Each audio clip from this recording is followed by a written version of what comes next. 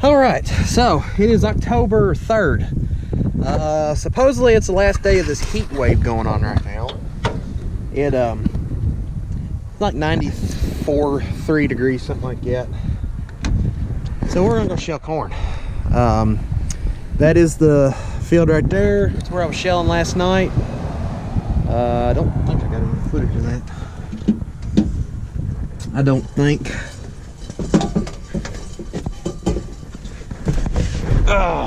So, whoop, spill my drink here. Key. Just shut her fired up and get the air conditioner rolling. Whew.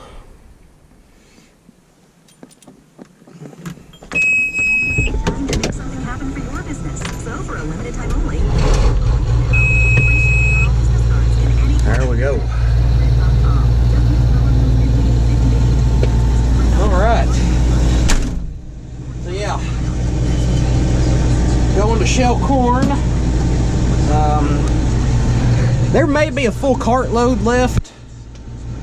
I'm hoping that way. I gotta fill the semi right there. I'm hoping there's at least 600 some bushel. Or, well, I hope there's more, but half a cartload would halfway fill it. So yeah, here we go. If I get any footage or anything, I'll be sure to bring y'all along.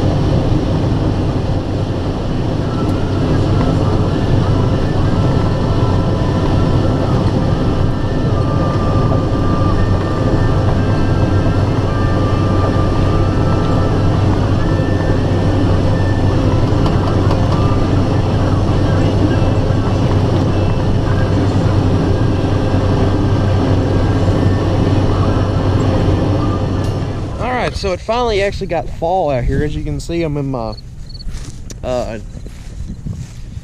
denim flannel jacket or whatever. I think it was upper 40s, around 50 this morning. Felt pretty nice. Beats 70s at night and 90s during the day. Here's my Chariot 1660. Got all of that done yesterday. I don't know how many acres that is, but what's left is over the hill right there, and then that field going down right through there. So I guess I need to clean these windows. Yeah. I clean these windows first thing while I'm letting the combine warm up. And I noticed there is a wagon sitting over there, a tractor and wagon, so I'll fill it and hopefully they will hear me.